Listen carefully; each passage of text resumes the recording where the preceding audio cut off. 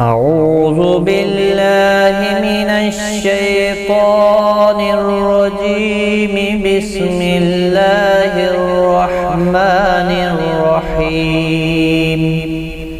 إذا زلزلت الأرض زلزالها وأخرجت الأرض أثقالها وقال الإنسان ما لها يومئذ تحدث أخبارها بأن ربك أوحى لها يومئذ يصدر الناس أشتاتا ليروا أعمالهم فمن يعمل مثقال ذرة خيرا يره ومن يعمل مثقال ذرة شرا